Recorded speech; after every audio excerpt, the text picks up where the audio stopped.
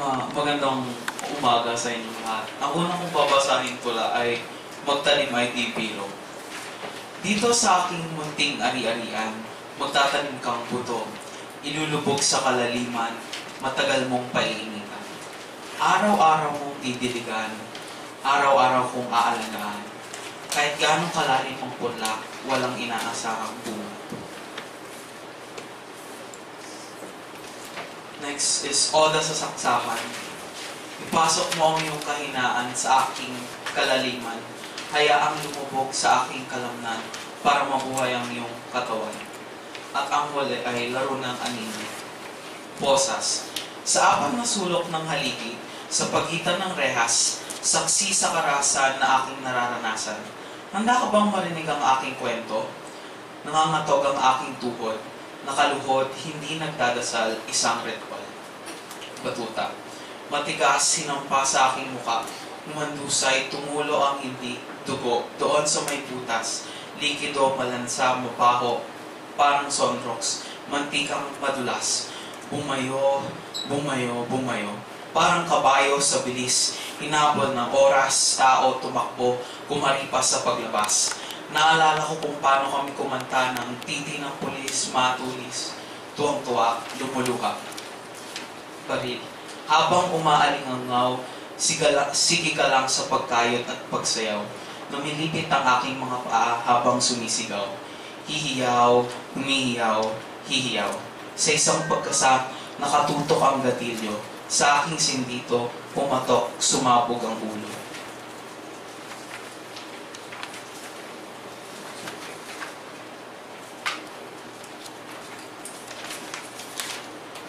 Yung fellows muna. Depende.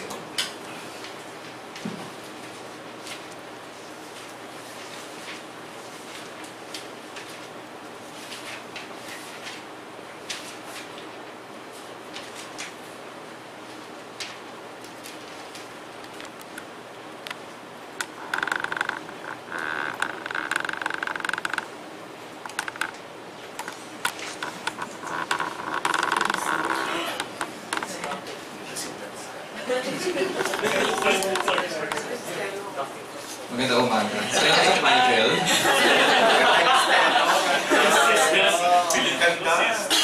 Baka makatulog ako pag ako nagsalita. Ito na yung hinihintay kong mga tulan nung unang araw pa lang. Kasi hinihintay ko talaga. Kung bagang kahapon prelude pala, patikim pa lang yung Talahiban Blues. Ngayon ito na talaga. Parang pinaka-inaabangan ko sa workshop na ito. Kasi noong pumipili ako ng mga tula na ipapasa para dito, iniisip ko talaga, although wala namang thematic na requirement, iniisip ko, paano ko ba maipapahayag yung talagang LGBT sa mga tula. Tapos iniisip ko, pangunahin yung pagiging homoerotica ng mga tula. At ito yun. Kita-kita, hindi naman siya mahirap halukin ko yung gusto kong tumbukin ng bawat may ikling tula. Ang masasabi ko siguro, masyado akong naikian, nakulangan. Although, naipahayag naman kung ano yung gustong ipahayag sa bawat tula. Pero parang gusto ko pa. Ang ganon. So, ipagyan mo. Kasi, pagdating kasi sa mga tulang homoerotica, ang paborito ko, ang talagang ini-aim ko, ang gusto kong makamit na level, yung kay Nicolas Piccay, yung kanyang 1992 na tula, yung maselang bagay ang sumuso ng burat. Paborito ko yun. Kahit yung kanyang pagsasalin, yung sariling pagsasalin niya sa Ingles, napakahusay. Diba? Yung first stanza, maselang bagay ang sumuso ng bulat.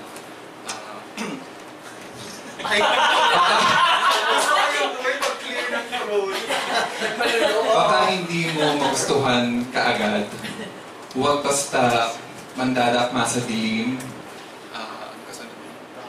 Baka masubo ka sa alanganin. Tapos yung kanyang pagsasalin sa Ingles, this is a delicate matter, sucking cock. You might not like it right away. Do not grab indiscriminately in the dark, lest you gag with foot in your mouth. Ang galing pareho. So, yun ang parang inaasok. At yun din yung parang hinanap ko. Kasi yung kanya, ang haba eh. Ang haba nung ano niya, ng tula niya. Ang ganda. So, So, yun lang naman. Para sa akin, sana mas marami pa. So, marami pa detalye lang pa. Yun lang. Salamat.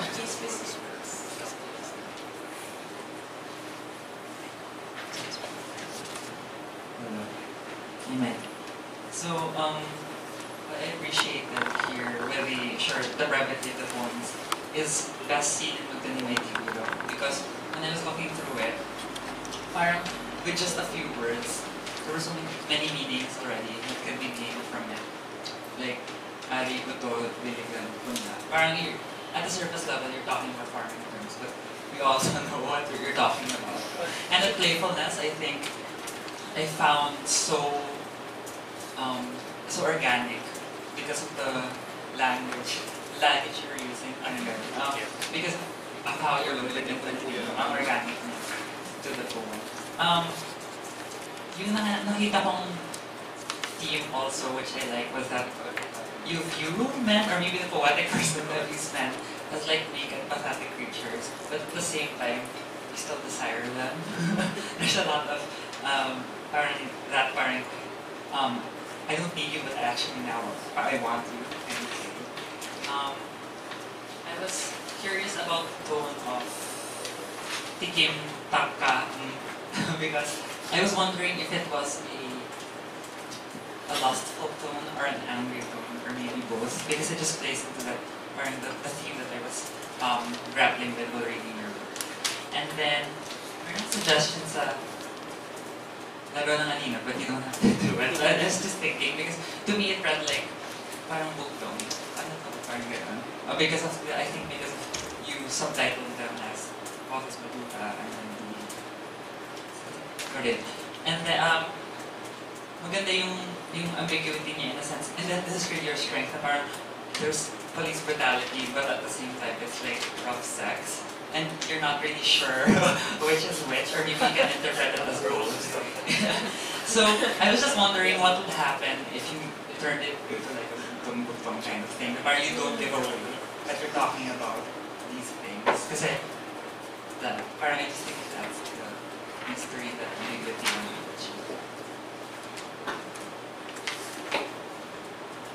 on Michael, hello. Stan was right. I think we have been waiting for texts that are super homoerotic for about a couple of days now. And I think we have that serving of, waput, ethics and everything. I have issues with Porta Boys, that specific poem, because I think for somebody who's not really into gay lingo, for example, si Marvin, sabi niya, ano yung Porta? Sabi ko, malaking katawan, but it's not a common, so maybe we can sort of establish that premise.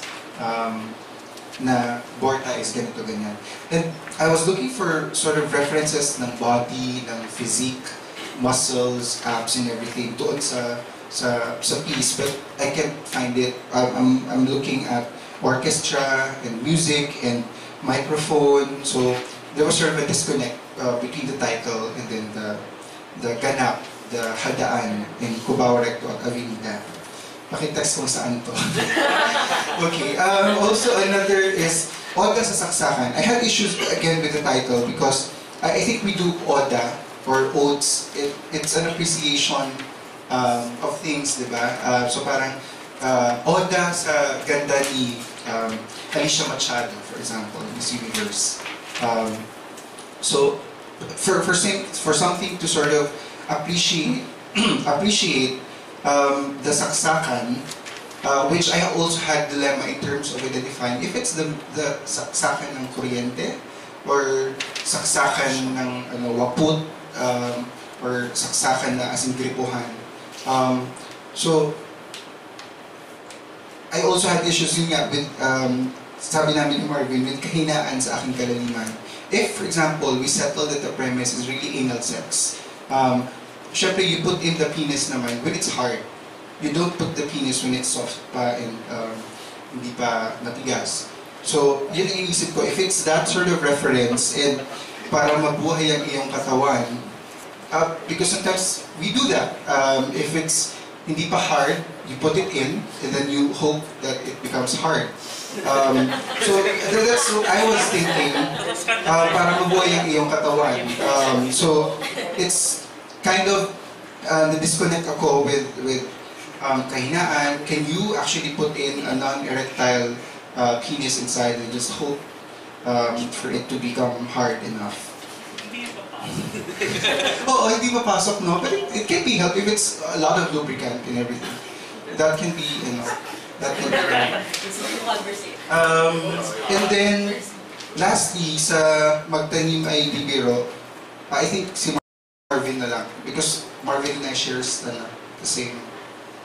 Can I just respond? Sige. Yung basa ko sa kanya, yung kahinaan, hindi necessarily yung literal. Penis? Yung inisip ko kasi, yung marami, may theme si Michael na parang the desire is parang of a weakness of the person. And right now, that desire of the person is his weakness. At saka parang there's this quote na parang there's this, the unreachability of a straight guy. Kasi yung sa Libang Island parang very I'm thinking kasi na parang you can't walang penetration if it's something that's weak. Or if, kasi the only thing that penetrates something is something that's hard and strong, hindi man physically, but, parang, di ba, you penetrate something, ibig sabihin, that the receiver or the object is softer, the bottom. Thank you, sir. The power bottom is, another politics na naman yan. Good morning, Michael. Yun. Yung very minimal lang yung nakita ko. Like, ano ba ang tamang gamitin? Yung didiligan o didiligin? Yung mga ganun. Pupunasin. Alin ba yung mas appropriate? So you have to look at that.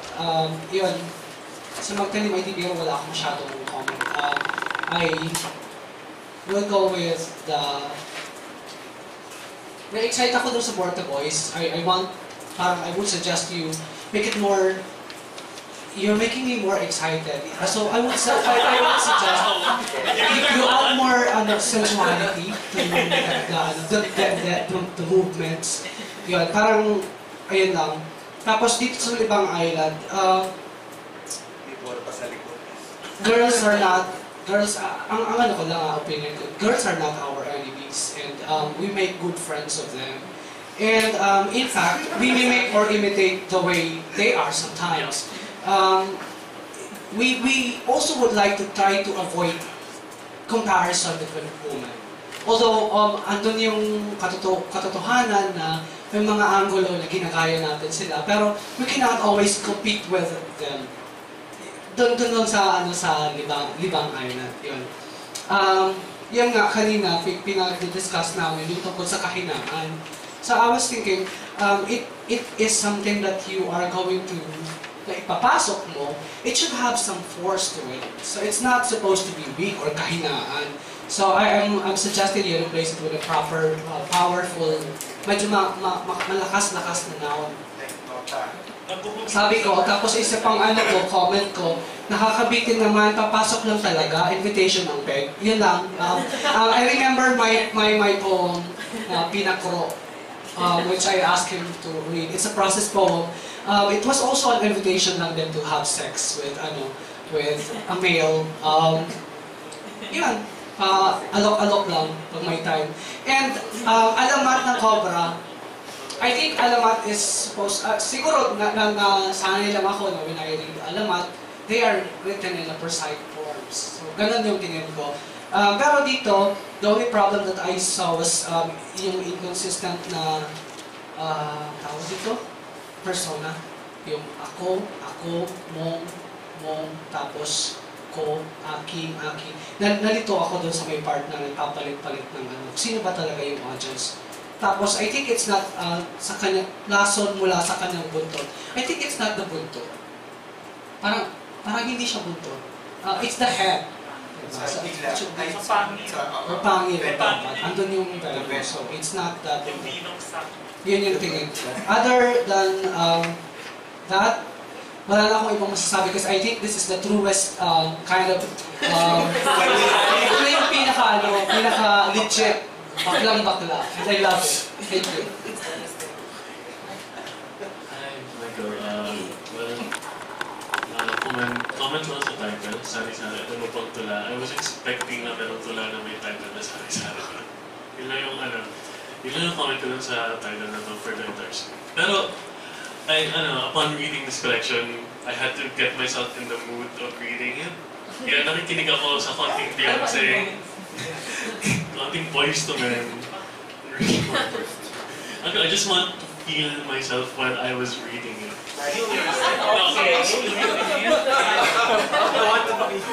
Feel yourself. Do yourself. Okay. Ganyan ako. Pero, I don't know, I was seeing this persona na parang medyo distant siya sa kung ano yung tinitingnan niya. Experience-wise, parang kulang pa sa experience ang naisip ko. Upon reading this, pero it's the persona ng the author who sabi ko. It's a persona. It's sort of like imagining Maximo Olivares in this situation. Yun pa. Yun yung favorite ko talaga sa collection kasi it's role-playing. It's my favorite thing to do.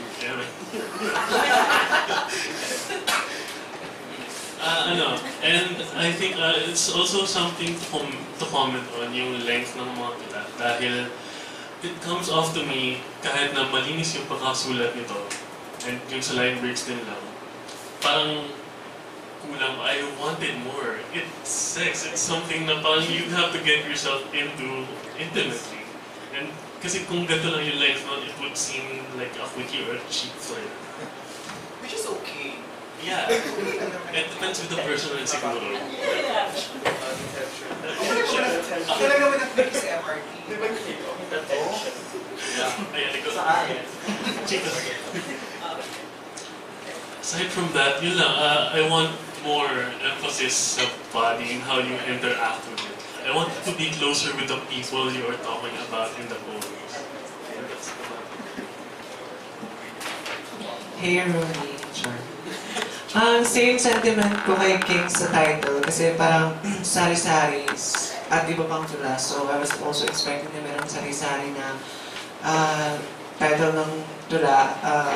Kaya medyo confusing kasi sari-sari na siya tapos meron pang ibang tula. So parang gano'n. Magdali may tibiro. Nung binasa mo yung Magdali may tibiro, it made sense. Pero yung pag binasa mo siya like na quietly, I mean, naririnig mo lang yung yung inner voice mo. Parang medyo off yung araw tapos kinat mo yung araw ulit sa ilalim. Pero I think visually or like silent reading, it would work if araw-araw na lang. Continuous mo na lang araw-araw ng word or yung term. Dito, okay. And then, sa Borta Boys naman, yung sa may umpisa sa madalas mag-isa, mahilig magpatugtog ng musika, madalas mag-isa, nagpapakalunod sa pagkanta, kalimitan dalawa, duet sa pagkuha ng duket, minsan tatlo, naghahati sa isang mikropono, madalang ang isang grupo ng orkestra. Unang impression ko sa last line na madalang ang isang grupo ng orkestra ay parang bitin yung tunog niya sa whole part sa ilalim. Yun lang, personal Ano yung duket? Alam mo yan pa? hindi Oo, sure. ano yung duket?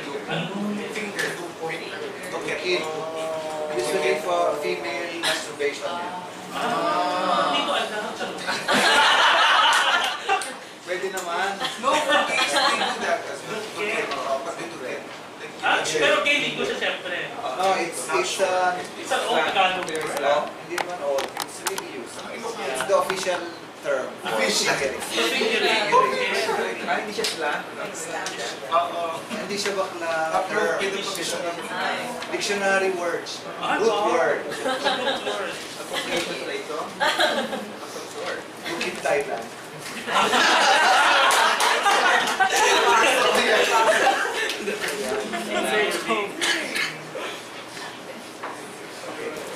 And then, what I like about Libang Island is that meron siyang social context which involves also ang issue about women getting pregnant with vacationistas, not necessarily like foreigners, pero usually, di ba, meron parang ganun yung stereotype. And then, parang iniiwan sila after the guys would know that the girls are pregnant, parang ganun. And then, mag-respond lang ako sa sinabi ni Kuya Marvin na we don't have to compete with girls. Kasi from where I come from, it's really an issue na like pag umaawra yung mga gays and then there's a girl, it's really a tight competition. Kasi parang, like dapat pauwi na yung mga babae kasi dapat bakla na lang umaawra. Parang ganun. Kasi it's a real concern for us gays, na hindi kami maka-aura ng mabuti kapag if there's a girl around. So parang ganun, it really happens. So, means, yeah, not necessarily na, not necessarily like compete, but parang ganun lang, may issue na talaga doon. So, yan, nag-respond na ako doon. And then,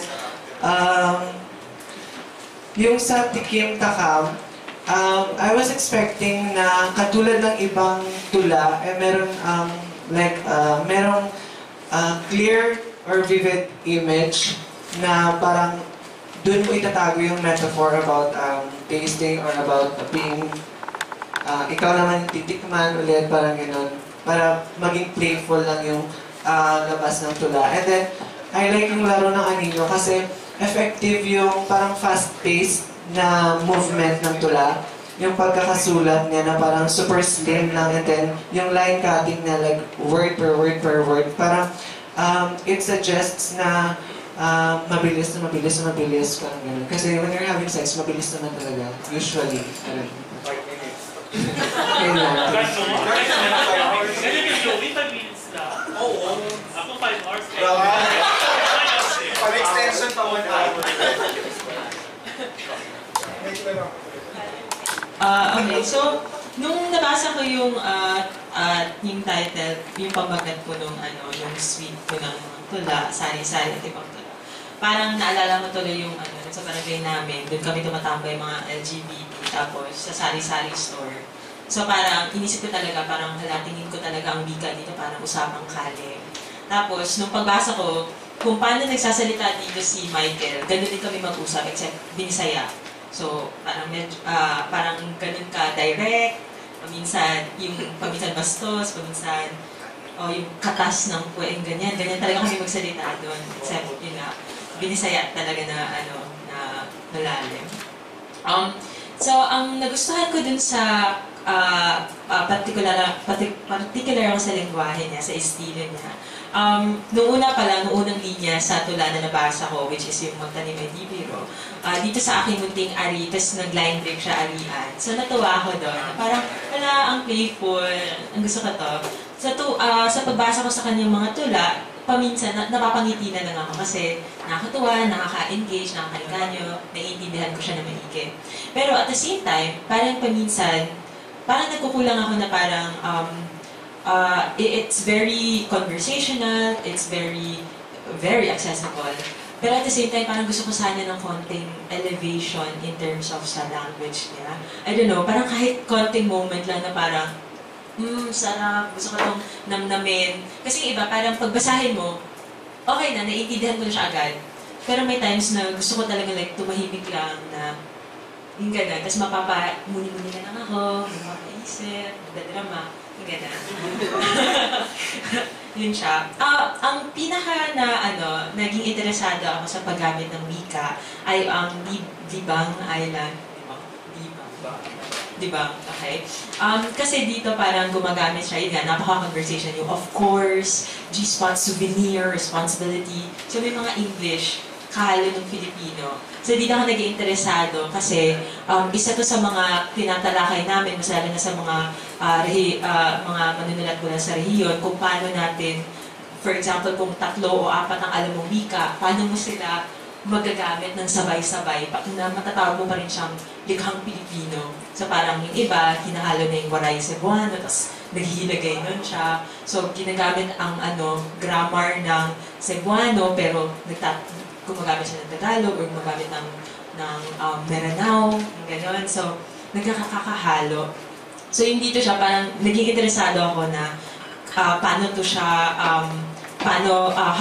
how does this use of parang foreign terms in a conversational manner, how did it affect yung Libang Island as a whole? Na yun nga kagabi, pinag-usapan namin kasi we also, initially, like Marvin, meron kaming, we became affected by the last line na pareho lang naman may butas itong puwet at guhit. So parang, not to say na may conflict, pero napaisip kami ng question kasi here is a sense of a reality na yun nga, as you said, sinabi talaga yun na may competition and there is that heteronormative tendency talaga na going for the guhit. At the same time, parang the line also parang has that sensation of parang equality na, okay, lahat, pare-pareho naman tayo may butas, ganyan. But at the same time, napapaisip kami na parang, wouldn't it change the idea of parang homosexuality, heterosexuality if you erase the other parts of the body and just leave it as a parang yung mga butas lang siya. So parang yun yung napapaisip kami kagabi. So for me, yung Libang Island, parang siya yung maraming mga katanungan o pinaka napaisip talaga ako na tala. Yung sa Oda sa Saksakan, nagsan ko yung pamagat, tapos na-excite ako sa kanya. Pero yun nga, pagpasa ko sa kanya, parang madali, tapos naintindihan siya agad. Tapos na, parang binasa ko siya in mabilisan lang, tapos pagkatapos, okay, masaya. Parang patok na linya na sinabi siguro ng kabarkada ko dun sa Sari-sari store namin. Parang gano'n. So gusto ko sana na may konting angat ng lengguwahe o mga bagong sitwasyon o eksena na kakaiba na hindi lang parang something else about the gay experience na makaka-relate pero something na perhaps not have been always or often described sa mga tula na mga nababasa. So, yun sa akin. Hi, Michael. I'm not gonna speak long so I can cover my fluency. But I generally had fun with some of the poems because they had a very playful way to them. They were very short. It banked on its shortness at times, and that was its strength. But that's also, I think, where it started to come in as places to improve on for me. The form, because sometimes I feel like through the form it becomes reductive. Something is reduced, and I'm talking about this not just as the poem itself, but in terms of its politics. The idea of Libang Island, the very last line, with the way it's constructed, it seems like, with our discussion, Marielle, we are reduced to wholes. But the way we're reduced, how does it play out? What does it say about our politics of the LGBTQ? Because, for example, very provincial thing in our place, like when gays are going out for karat, and they're flirting sometimes saying, parehas naman I mean, your question is like you're othered already there and you're reduced to that comparison of wholes in an attempt to get back to agency. So, I'm not saying you can't use this line, but how would using this line allow you to interrogate the politics behind the LGBTQ, behind the idea of reduction, behind how this kind of form, through its playfulness and shortness, also plays around this kind of politics. And I think generally, sex is a very political thing. So how you handle sex throughout also has to be careful, even if it's playful. Otherwise, you can very much just reduce people to bodies. And especially in the long history of the LGBTQ, we kind of want to move from that. But we're not fighting each other. We're not equal just biologically, but we also have our own subject position that we're trying to negotiate. And that's just my thing with the poems in general. I'd like to echo Thomas, because I'd like to comment on the politics of the suite more than the form. For Libang Island, for example, I felt like what made it a bit problematic for me is because the tone or the voice of the perspective that you were taking was aimed to please the heterosexual male. That parang it's straight women versus gay men in the attempt to conquer, or not to conquer, but to win over the heterosexual male. And I felt na parang the politics of that is a bit problematic because, you know, we need to recognize our enemies and who our allies are in similarly oppressive conditions in a gendered society. So medyo yun yung issue ko. But for the form of Limang Island, I really enjoyed it. It was fun. There's also an advantage to the language, especially with the code switch that you're doing. My only issue with the aesthetic, I guess, is the part that says ginawang tourist spot itong G-spot, just because masyadong abrupt ang attempt to rhyme. So I would have maybe placed a filler adjective siguro between G-spot and tourist spot just for the cadence, kasi parang bakit ang mga lalaki ay mahilig sa Puki, ginawang tourist spot itong G-spot, parang mas yung cadence-wise lang, mas I would have more fluidly read the piece if may filler doon.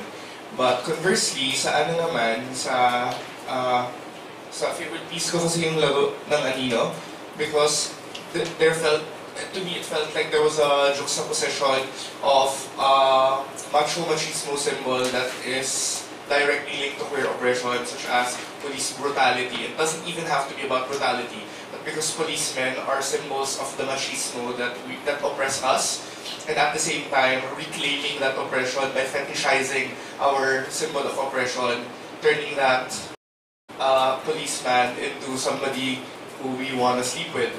So parang I enjoyed it thoroughly because of not only the form, but also the politics. If anything, if I have to comment on anything, medyo naumay lang ako sa repetition because umayo was repeated thrice, which is okay. But then, may hihiyaw, humiyaw, hihiyaw ulit. So parang, ano lang, parang, oh, that trick has been done before na. May ganun lang na feeling. But other than that, this is definitely a standout piece for me. I guess because rin of my more political inclination. So, but congratulations.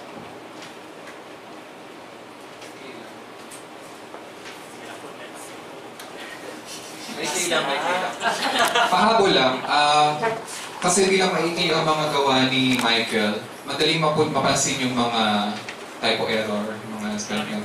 Ang dami tayo. Parang 5 sa 7 tula may nakita ako. So maybe this is editor in me. Kahit yung dun sa pamagat, yung Sari-sari, hindi ko sure kung dapat bang may gifting yung Sari-sari. Okay. Sabit na naman yun.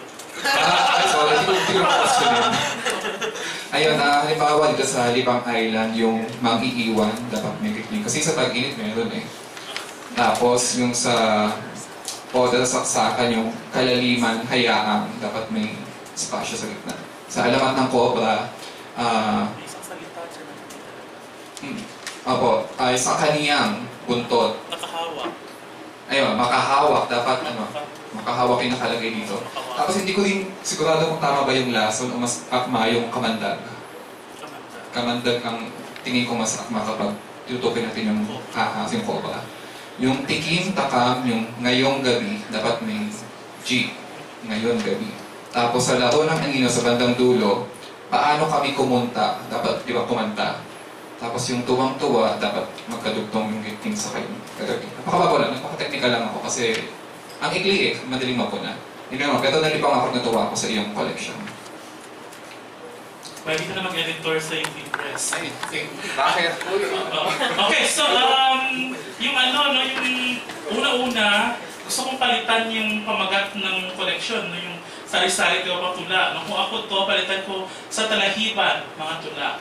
Kasi, meron na tayo nabubuo na parang talahiban poetics. So, as a realization, talahiban poetics. Okay, so then, yung una, may tatlo akong comments, no? So, una, yung pinanggala ko unang umol, no? Pangalawa, yung Visayan Lace Filipino na brought up na ni Mariel. And then, yung pangatlo, yung advice ko sa kanya na mag-level up na siya after this workshop. No? Kasi yung collection naman, kaya siguro maiksi, no? So, medyo bitin pa tayo, no? Kasi feeling ko, ito yung mga tipo na tula na parang coming out points, no, ng isang batang baklang Makata na biglang discover ang sex, ang sarap pala.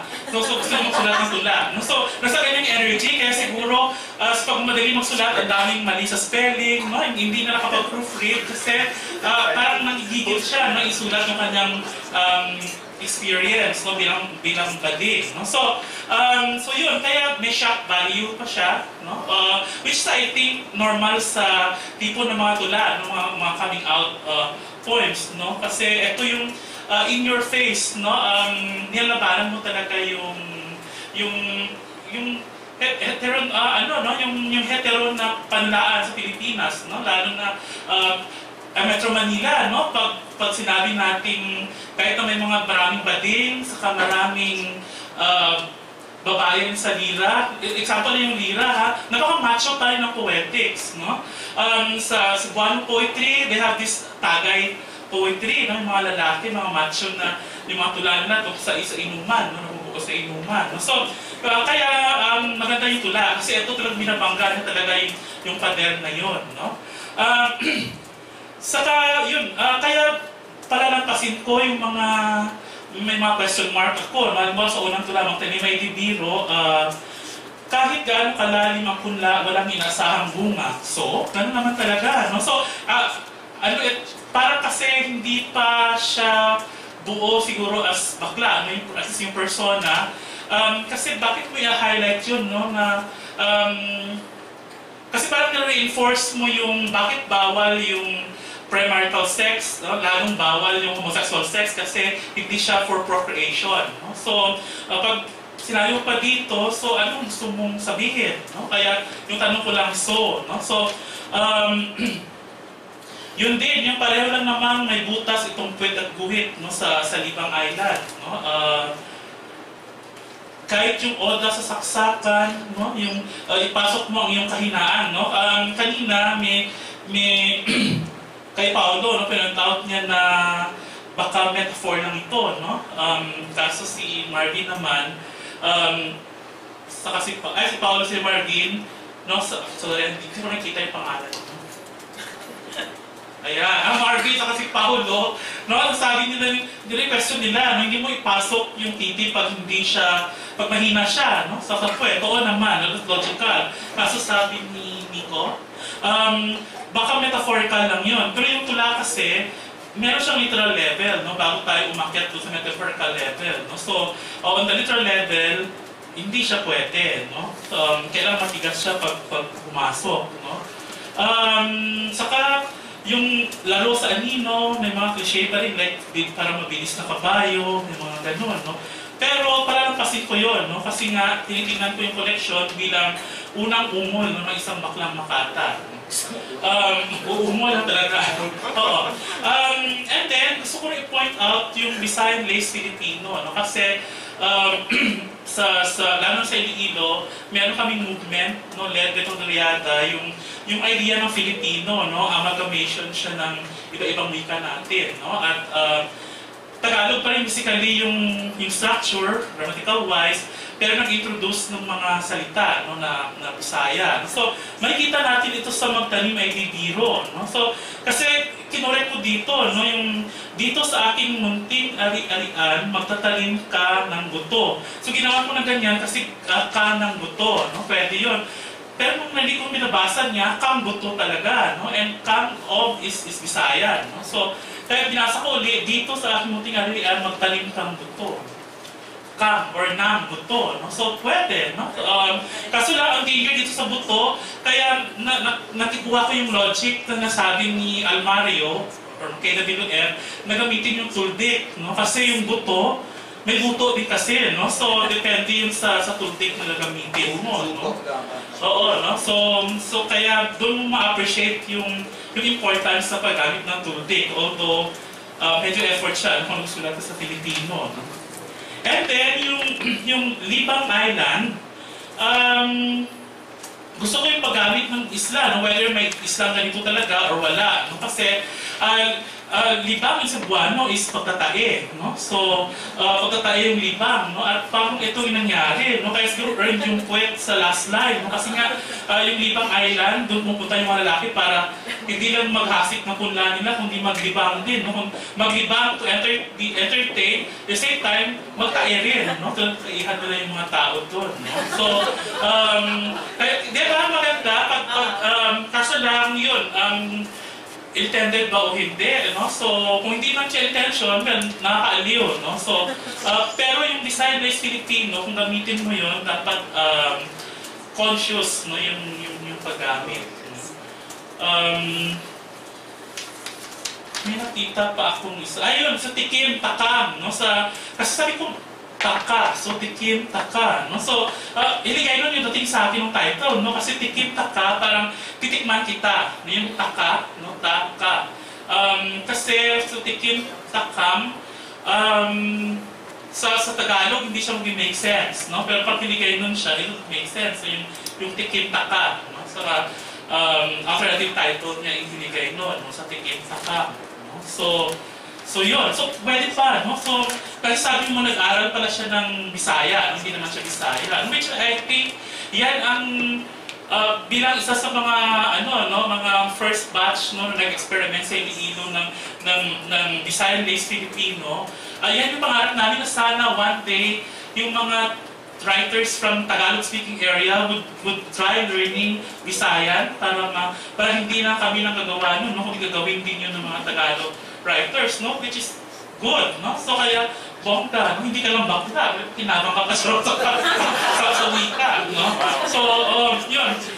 Yung pangatlo, yung advice ko sa kanya, no? Bilang masakatanda na may ligus mulat ng mga skandalosang tulad nito, no? So, kaya hindi ako judgmental sa kanya sa mga flaws ng mga tula niya kasi ganito ako noon na magsulat, no? At hanggang ngayon yata.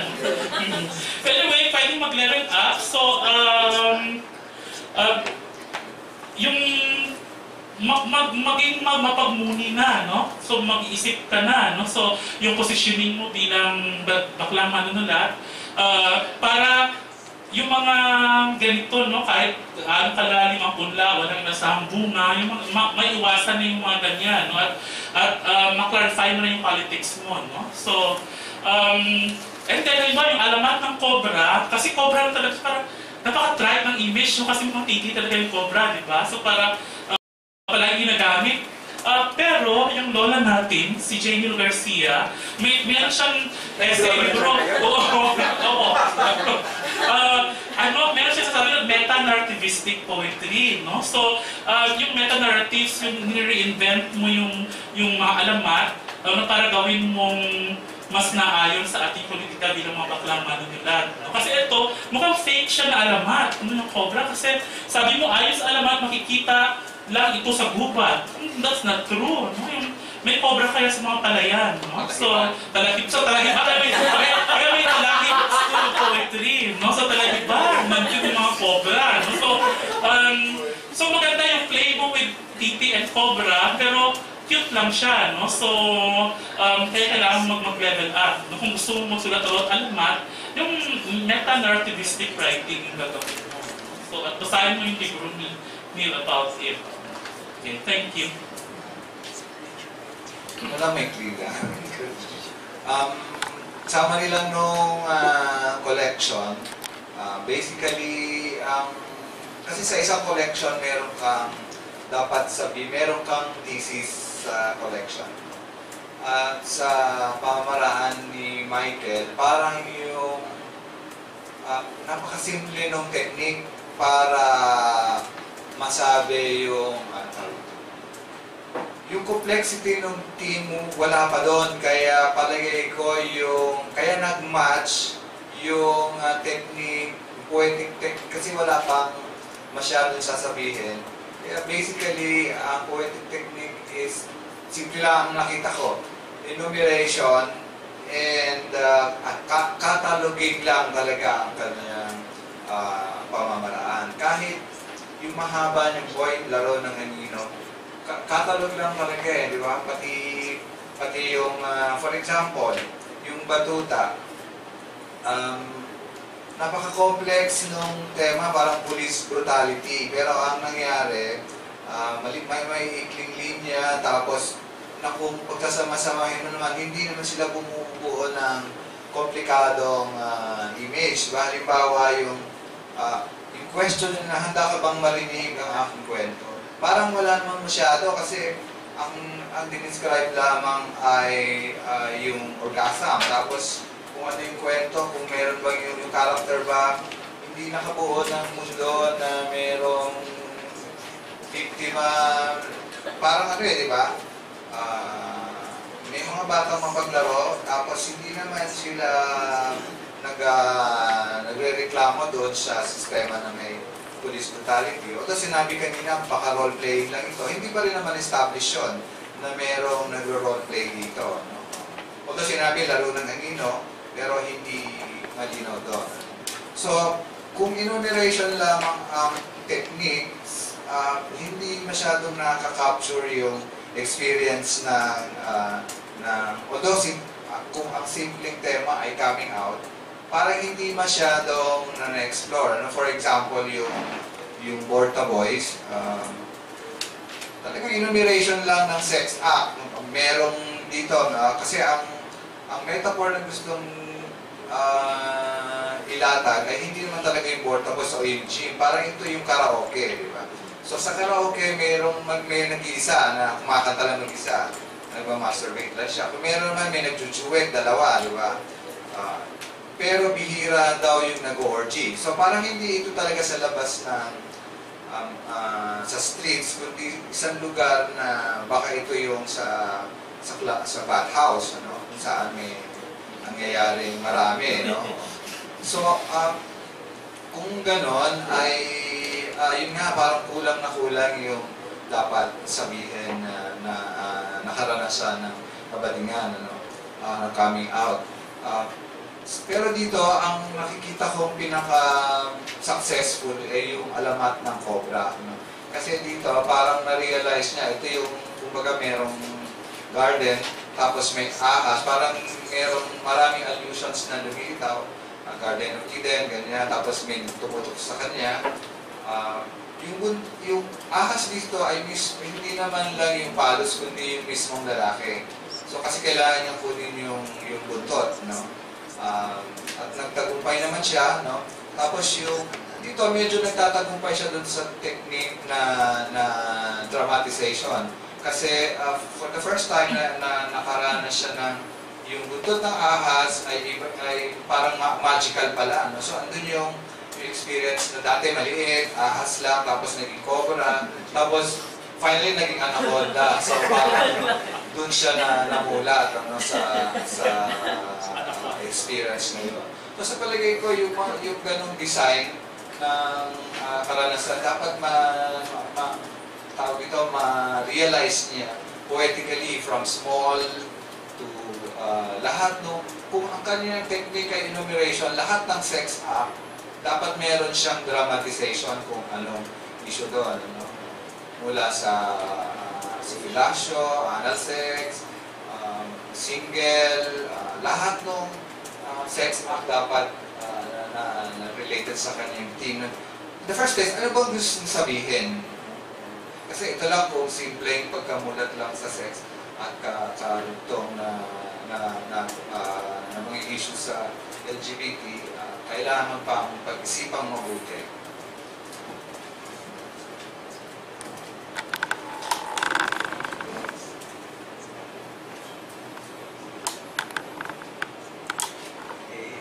Natutuwa ako na finally dumating na ang kalahiban poetry. Okay? Kaya lang, and I admire the writer for venturing into this terrain because definitely gay life entails a lot of sex. Or not at all for some of us, right? Think for yourself. But no, what I'm saying is, it needs to be documented. We need to talk about our hedonistic existence, and there's nothing wrong with it, right? So I see this work. First, I'm looking at Napo's potential, but many of you have pointed out what seems to be lacking. And so, what's the possible trajectory for this? I see this turning into, or growing into, or evolving into possibly a discourse on depth. Kasi puro holes, no? Puro butas di ba? Pag mga ganyan. So, maybe a more nuanced discourse on depth, on holes and wholeness. Something like that, no? A philosophy of sex. So, what's lacking here is, beyond the physical acts, what's there? What is there? What is the subject, the gay subject thinking? No, I'm looking for illuminating moments. No, on gay existence. No, so let me now rather explain my take on the poems. No, for the first one, magtanim ay di biro. No, natutuwa ako dito kasi meron. Isa ito sa pinakamalakas na na aspeto nung may malakas na aspeto nung koleksyon, appropriation. 'Di ba? Kasi magtanim ay di biro, 'di ba? It's a folk song Alam mo tingin ko, pwedeng explore ng makata yung talagang kanta. Tingnan niyo yung kanta. Babasahin ko yung kanta maganda 'Di ba? Hindi ko ba? Maybe si John can do it. Ito yung kanta Imagine niyo yung kanta pa lang, meron ng pwede na oo, di ba? Magtanim ay di biro, maghapong nakayuko. Okay? Di man lang nakaupo, di man lang makatayo. Di ba? Braso ko'y namamanhid. Di ba? Baywang ko'y nangangawit. Binti ko'y namiminti. Sa makababad sa tubig. Sa umaga, paggising ang lahat, isipin kung saan may patanim. Okay? May masarap na pagkain. Get me? Yung palang pwede na pwede na paglaruan. So, katingin ko, pag ito, if the writer, di ba, the writer has found it already, but he has underutilized it. So, ito yung path, no? Tsaka dito, number one. Number two, hindi ako naniniwala na kailangan mahaba. No? Kasi gaya ito folk song, kailangan maiksi. Di ba? Appropriation ng folk song. So, bagay na maliit. Naisip ko dito, ang aking suggested text, hindi yung masinabagay sa Musambura, although nakakatuwa yun, di ba? Baka mas appropriate yung isa pang Tula ni Pichay. Yung, may sinility.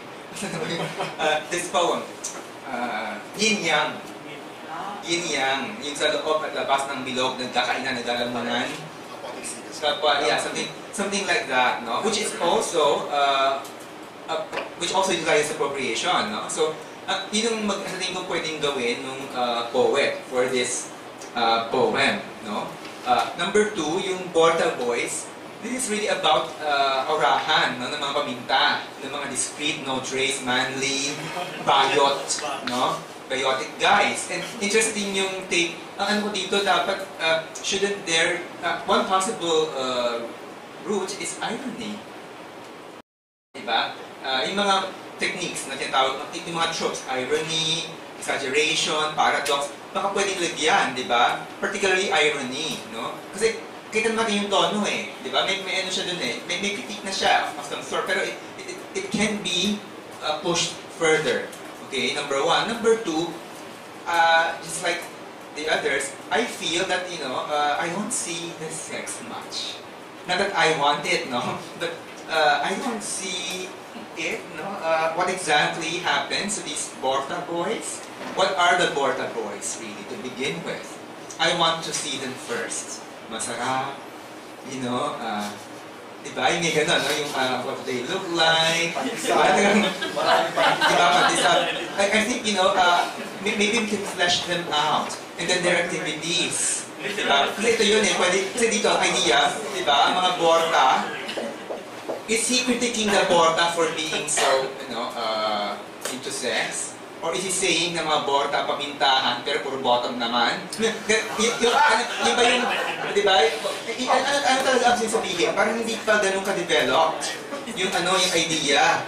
Di ba? Pero merong pero merong angas, meron siyang dito, may bitterness Di ba? Yung, bakit itong mga Borta? Di ba, alam mo, bakit itong mga board? Meron ng ano eh. So, meron ng asim, no? So, gusto ko yung asim na yon mas lumabas, no? Kumbaga, ito ay ano eh, yung ginamit dito sa sinigang ay, you know, ay yung mga fact. Gusto ko totoong sampalo. Or kaya gawin tom yung gum. Di ba? Walang asim masyado, no? So, baka pwedeng ayusin natin, no? Tapos, nagpapakalunod sa pagkanta. Nakakatuwa yung video okay moments. Ba, isang mic, share ng mic. Okay? Yung chorus na ito, di ba? Yung ending. Hindi orchestra, chorus. Di ba? Yung ano, talagang orgy chorus, hindi orchestra. Chorus, di ba? Para lang ano, glee club. Di ba? Yung mga borda. So, I think, pwedeng isipin, no? Yung Libang Island, hindi ako magsalita dun sa puwit at guhit, no? Pero nakakatuwa interesting yung tension between women and gay men. Hindi ako lang sure paano niya i-flesh out, no? Sorry. Okay. Ang katanong ko, hindi ako convinced dun sa turn. How did the person, or the persona rather, not the writer, but technically the writer, how did the writer arrive at the last line? Diba? How is it foregrounded? How is it earned? To be able to make a statement like that. Parang hindi naman talaga siya dito klaro. No? Feeling ko kailangan ipanin yun. Yung all sa saksakan, baka pwedeng maging, meron tula si ano, di ba, Bautista? Yung patalim. Baka gusto mong basahin yung tulang yun, no? Para mas flesh out, no? Yung tula. Tapos marami tayong mga oda ng mga Tagalog, di ba? Filipino. Si Pete Lacaba meron, di ba? Si Sir Rio meron din. Marami, di ba? Oo. So, baka gusto mong basa, no? Ng mga oda written by staunch heterosexual writers. At tingnan mo paano mo overturn o di ba? Appropriate. Okay? Yung Cobra, natuwa ako dito kasi discover niya the beauty, the joys of being a size queen. Di ba parang gano'n, no? Na-realize niya, di ba? Tuwa siya. Ang problema ko lang dito, okay, yung pagkakalahat. Di ba? Sa tingin ko yung problema natin dito sa collection, yung paglalahad, kasi gusto kong makita, gusto kong ma-imagine, no? Kung sex man siya, pakita mo sa akin lahat, gusto kong maamoy, gusto kong makita, no? Parang, pero in ways that, in descriptions that are not discussed. Get me? Yung medyo may metaphor, ng konti, tropes, yun, no? Last na, hindi ko na, yung laro ng anino, hindi ko atin ito. Itong tikim at takam. Tikim at takam ba siya? Taka. Dahil merong taka pirang wonder or something, no? Baka pwede explore yan dito, no? Magkataka ba yung lalaki kasi suddenly he wants the other one to reciprocate? So what is the relationship between the two men in the sexual act in the poem? So given all these comments, sa tingin ko, ang tulang ito, ano sabi mo, Dr. John, kanina, title mo kanina, Talahiban. Sa akin ito ay Sari-sari ari. Sari-sari. Parang galing yung sari-sari, may ari, di ba? Yun yung talagang tingin kong magandang laro. Dahil yaman din lamang ng tulang ito, ay collection ito, ay mahilig sa ari at pag-aari ng mga ari. Diba? So, marami siyang pwedeng gawin sa tula at salamat sa pag-share man ng tulang ito. Natuwa ako ng gusto. No? Sana, at nakikita ko, sana mas marami pa akong makita ng mga tula, no? That actually eventually will become more fully realized, no? Poems that can function as a critique, okay, of heteronormativity, and of course not just a critique of the world, but also a good commentary on our own LGBT culture and our own blindness, okay, or blind spots. Thank you.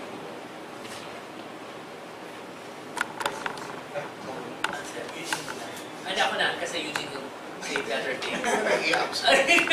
Sandali lang. Sige na. Sa akin ang mikropono.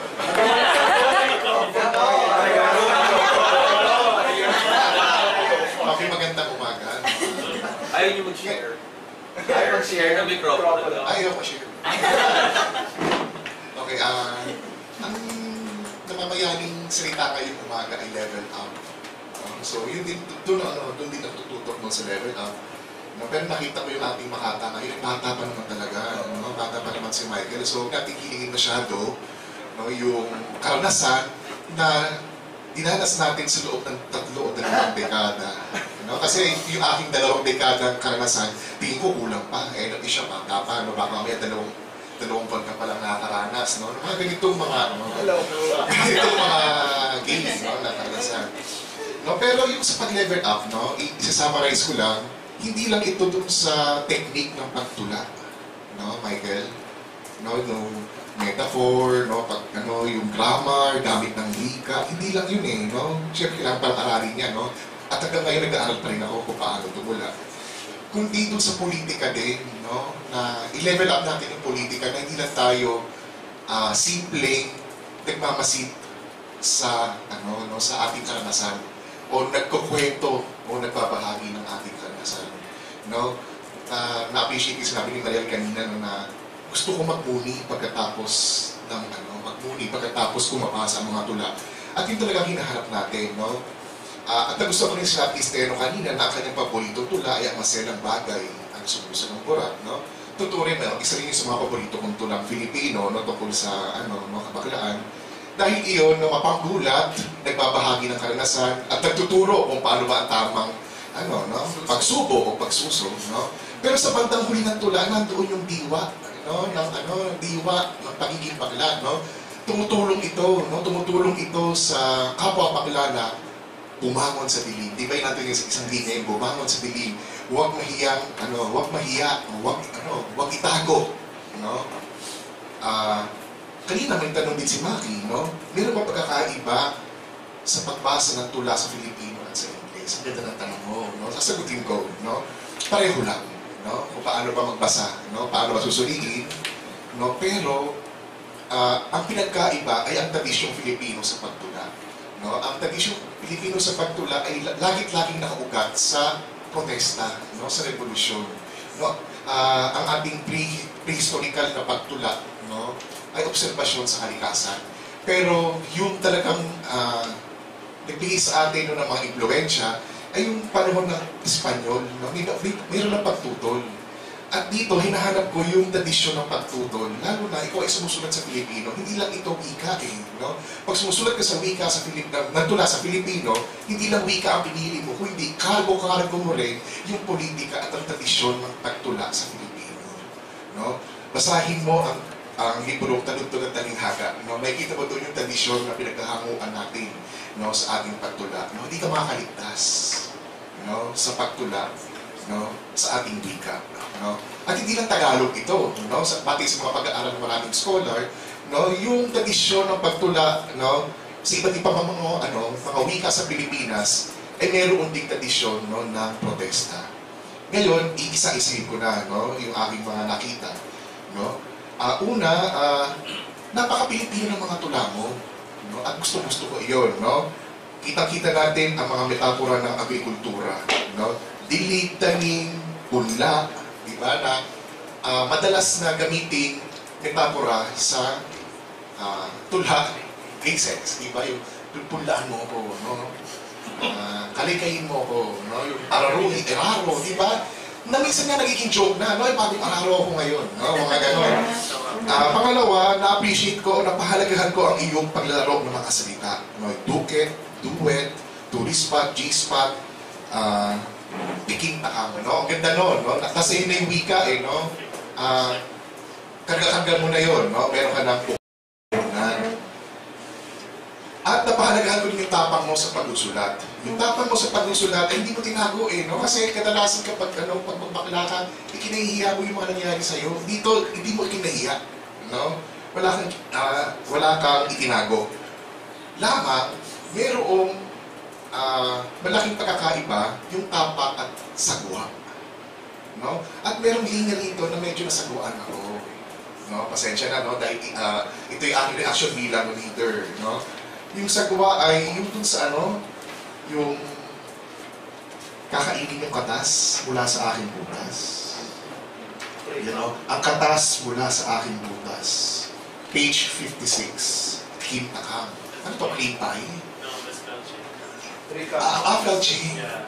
Oh, super risky, no? Kung risky yung talagay mo to, super mega, No, that's belching. No, felching. Felching. Felching. You come inside someone's ass and then the top stops like, Yeah. Okay. Oh my God! Oh my God talaga, no? So, Never heard of that.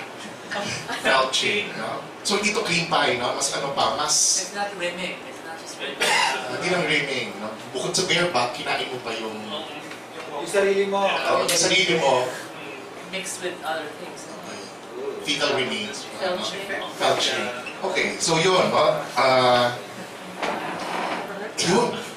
Ginulat mo kami, pero naghahanap tayo, kaya naiiklian, hindi ako naiiklian, nakukulangan tayo dun sa, ano ba ang realisasyon ng persona, hindi ikaw ng persona, sa danas na ito.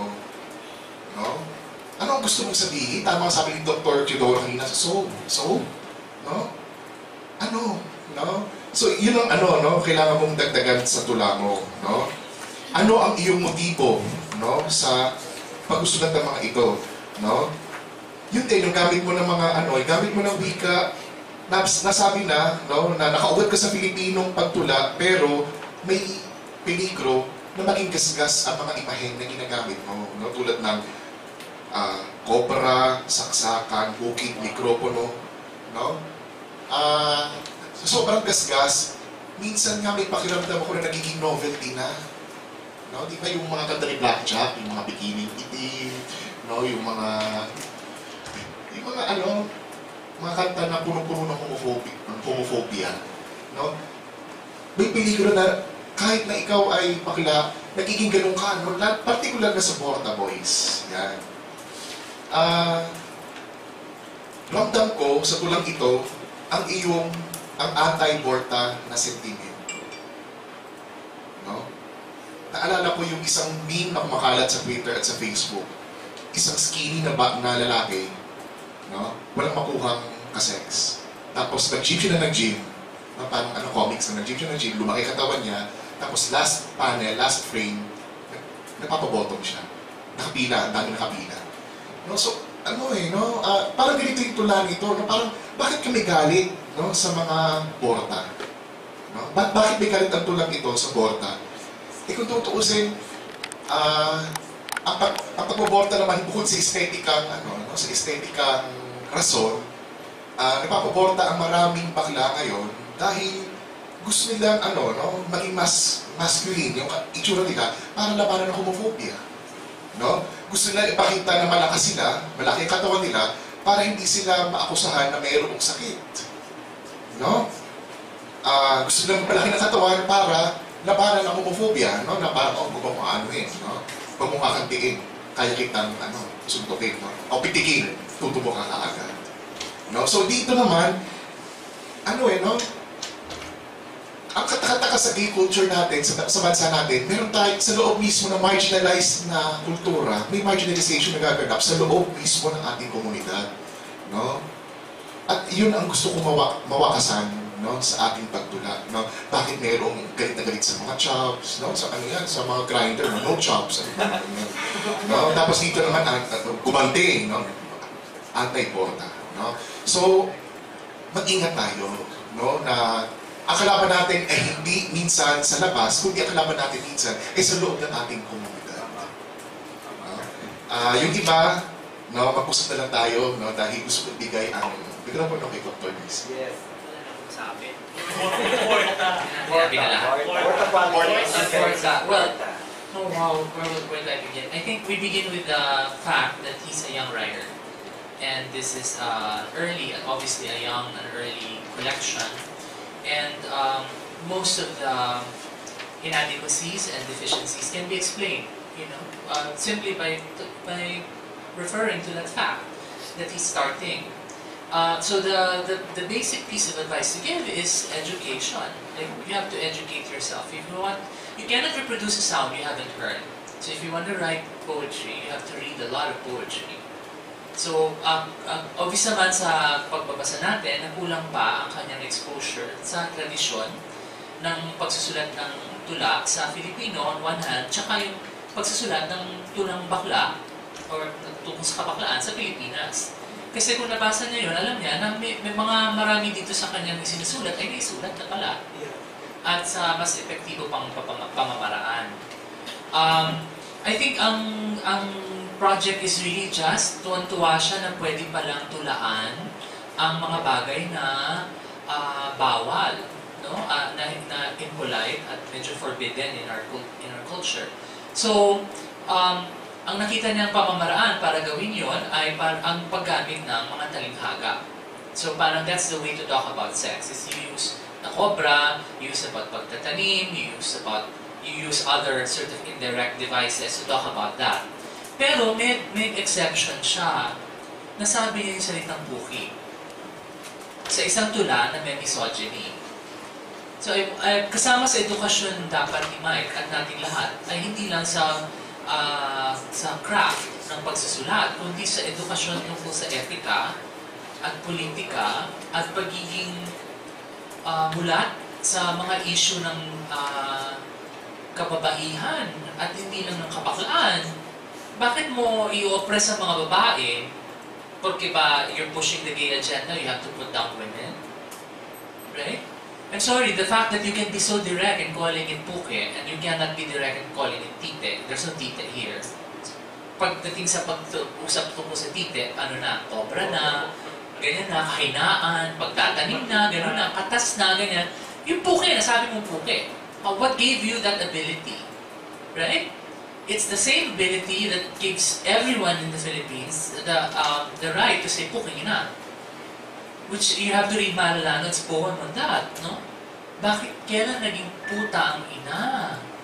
Putang ina, yung sinasabi ng lahat ng tao. Diba? Na parang we need to educate ourselves, you know, and we cannot, it doesn't give us any right, you know, to just because we're pushing the LGBTQ sort of cause to oppress others, you know, in the process. Bata ka pa, so pwede pang patawarin, pero hindi pwedeng palampasin. In other words, kailangan kang pagsabihan dito na hindi pwede yan. Magbasa at maging sensitive, no? Ano pa ba masasabi ko? Yung the idea of, well, why is there misogyny? Kasi ang konsepto ng pagiging bakla sa ating kultura ay pusong babae siya at kalaban niya ang tunay na babae sa affection ng mga tunay na lalaki. Ang problema natin is wala tayo talagang erotic self-sufficiency as a community. We actually look to the straight male community for erotic sort of, for the erotic ideal. No? At ang pagbaborta ay kasama na rin doon. It's really the mimicry, I think, of the male heterosexual norm, which sort of over-exaggerates it because in fact straight men don't become too borta. It's the gay men who become overly zealous in becoming borta-borta, diba? But you're right, there is resentment, I think, within the community directed at the bortas because the bortas represent, I think, a kind of compromise. Diba? Kasi they want to pass off as straight, so they don't want to suffer the same things that the effeminate, obviously sissy gay man will suffer. And also, I think, it's a mutual hatred. No? Galit din naman ang mga borta sa mga pa-girl. Galit din naman. Yun ang aking libro. Bakit tayo walang gay movement? Kasi hindi magkasundo ang pa-min tsaka pa-girl. At pag mag-gay pride march, yung mga pa-girl ang nasa kalye, yung mga pa-min, audience, nandun sa gilid. Diba? But actually, part sila ng march. Part sila ng march, kaya hindi sila makapunta sa kalye, doon sila sa gilid. At happy na ako na nandun sila actually, diba? So I think, yes, gender is our sort of primary problem, and sexuality is sort of is understood primarily through the prism of gender. So genderize ang homo-hetero natin. Ang homo is the bakla, ang kanyang partner ay hindi homo. Ang homo ay yung tomboy, hindi yung kanyang partner ng babae. You understand that? Pero technically, dapat homo lahat yan. If you understand sexual orientation as sexual orientation, they are oriented towards that, no? But gender is more primary than sexuality, which is why it's one of the, okay, this is good, no? Why are we able to talk about this? Because this is a collection in Filipino. The first one we're and suddenly, that is flagged. The specificity of our LGBTQ reality here, which the other collections in English sort of don't problematize because they are written in a global medium, and there is already that sort of globality, that sort of makes everything even, but actually they're not even. Because yung mga babasa natin mga tinulan, mga writers in English dito, ay karanasan ng mga bakla, ng mga gay writers sa Pilipinas.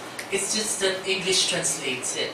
The language, you are translating it into English, and therefore the specificity is lost. So that's the primary charm. We are finally in specific ground with a collection in Filipino, and we understand right away the cultural divide.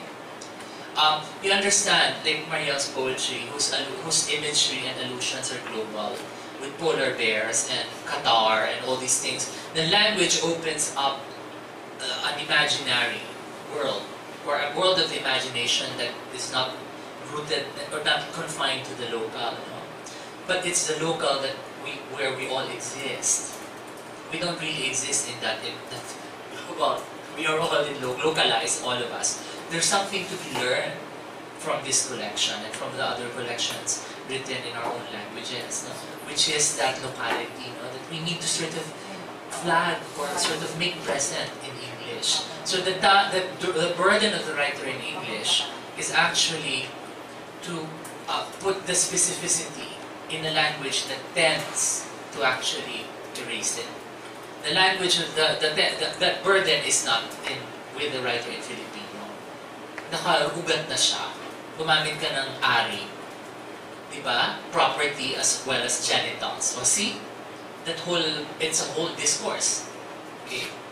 So, may matututunan. So, kahit na nagbabataan tayo sa collection, because this is the first time we're hearing a language, our own local language in this workshop, sana nakita ninyo na meron siyang value added. At yun ay kailangan ipasok ninyo rin sa mga tula ninyo. I know much of us were trained to think of writing in English as you have to be consistent. Dapat English sa lahat. So you're always translating. Why not code shift within the poem?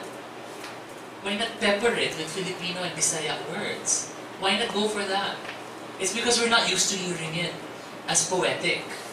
But it's just a matter of getting used to it, really. It can be poetic. We just have to read more of it. Think of Paulo Manalo and his geography and all of those weird things that took place there. Diba? Suddenly, that you can't quite, is it poetry in English? It's weird, right? But it's actually trying to specify itself within the Anglophone world. So we write in English, we're part of Anglophone literature. It's global. Many countries have it. And the better ones are, let's say the Indian ones, you cannot mistake them for anything else. Because they bring Indianness into the discourse. And we have to bring our own Filipino-ness. So sana take heed and gamitin ang ehemplo na ito para ipasok ang sariling mga tunog natin at sariling mga kaakuhan natin as Filipinos in our own writing in English or whatever other language. Pero bukod doon, yun na nga, kailangan magbasa pa si Michael at kailangan pa niya ma-educate in every sense, politically, artistically, poetically, ethically, at bata naman siya at may hope. Siguro si Ronald can mentor Michael in the ways of Bortahood. Oo. Hindi, galit na siya sa Borta. Kagabi while we were eating in Tuan-Tuan, we were talking about the origin of the word Borta. Because it was Ige Ramos on Facebook who said, saan ba galing the word Borta? So ang dami, may nag-invento ng malaking haba-habang kwento na in the 1970s, there was a guy whose learning was Tabor, and nagbubuhat siya, kargador siya sa Divisoria, kunento, nag-invento lang siya. Tapos yun, nanggaling Borta. Tawa ko yung tawa kasi ang harap ng mga imagination, mga bandil, di ba? And then we decided, really, probably the most likely candidate is the word Borty, which is the fagotified version of beauty. And then, naging Borta. Kasi maraming words sa borlog, di ba, bore, Diba? Bor has become borlog for tulog. Bor-e for tae. Borta, beauty dati yun eh. Borty, naging borta. But it's still an open debate. Wala pa siya talagang sagot. Bakit saan nga galing sa word na porta? Okay. Alright. So, congratulations, Michael, and we expect the education to continue. And, Pwede po mag-comment. pwede na, last time, ikaw na. Mamaya, 5 minutes, okay. Medyo mahaba yung comment ko. Go. Una, sinusulong ko talaga yung intellectualisasyon ng wikang Filipino. Pero yung mga tula kasing ito ay parang protesta siya in a way. Tapos naniniwala kasi ako, nagsusulat din ako dati sa English, tapos nag-shift na ako sa Filipino kasi mas marami yung audience. Ginawa ko dito, parang tinatry ko or sinusubukan ko na yung maging multi-meaning siya, multiple meaning siya, tapos tama din yung kay Mr. Teodoro, yung sa buto. Tinatry ko na din ipasok kaunti kasi naniniwala ko na kailangan mong maipaliwanag yung isang mabigat na konsepto sa pinakamagaan na paraan.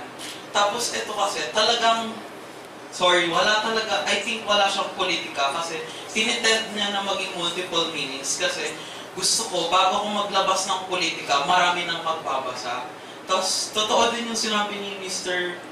Gino Garcia, parang wala talaga siyang politics. Tapos, pag binasa mo siya, pwedeng anti siya, pero pwede rin siyang pro. So, parang ito is like, bait siya sa reader, tapos tsaka ako magpo-political na hardcore. Kasi pag nag-political hardcore agad ako, parang baka walang magbasa.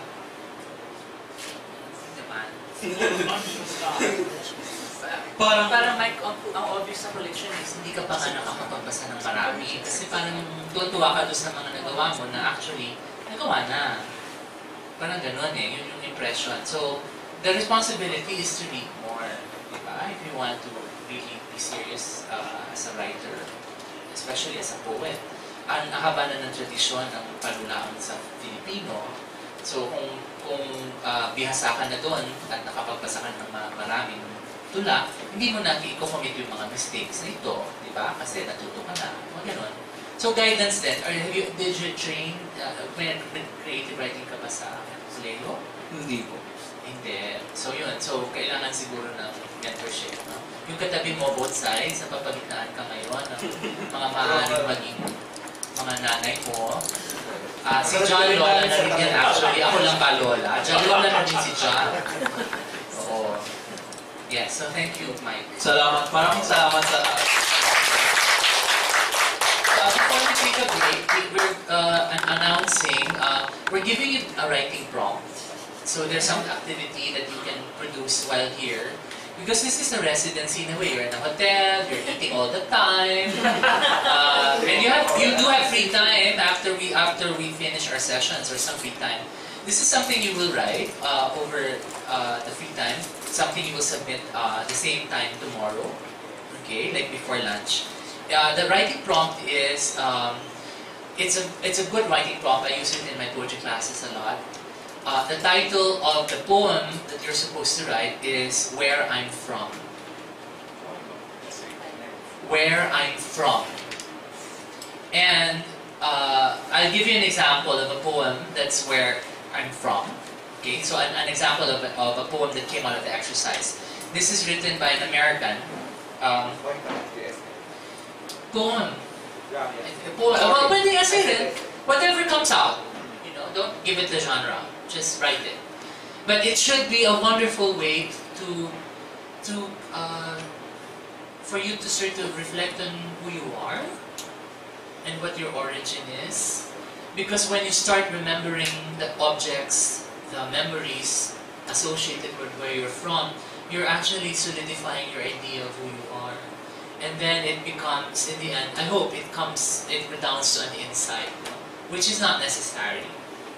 But it's actually just, it depends on how you want to end it. It's your own piece. So where I'm from, the example is from George Lyon. And this is what the poem is. I am from clothespins, from Clorox and carbon tetrachloride, I am from the dirt under the black back porch. Black, glistening, it tasted like beets. I am from the forsythia bush, the Dutch elm whose long gone limbs I remember as if they were my own. I am from fudge and eyeglasses, from Imogen and Alafair. I am from the know-it-alls and the pass-it-ons, from perk-up and pipe-down. I am from he restoreth my soul with a cotton ball lamb and 10 verses I can say myself. I am from Artemis and Billy's branch, fried corn and strong coffee, from the finger my grandfather lost to the auger the eye my father shut to keep his sight. Under my bed was the dress box, spilling old pictures, a sift of lost faces to drift beneath my dreams. I am from those moments, snapped before I budded, leaf fall from the family tree. That is wonderful, right? Very specific. It's her own life. No one else will have those objects that you're from. It's a good exercise for a workshop of this sort, right? Okay, and then and then we'll read them later. We may or may not. Magpapayam tayong Fellows Night, di ba? Where you basically have a program. You know what to do, right? No one's telling them anything. You have a graduation. Who will take care of telling them? You're supposed to think of a program to entertain us. All of us. Don't worry. Yeah, pwedeng talent show. You can have a beauty pageant if you like. You can read these exercises. Yeah. Mr. Universe, huwag naman Pabortahan. Paborta dito eh. Paborta. Well, kapapasok lang si Cupcake. Borta yan. Okay, so is that clear? So we take we go for lunch now. Our announcement. We go for lunch and then we come back 1:30 for the next session.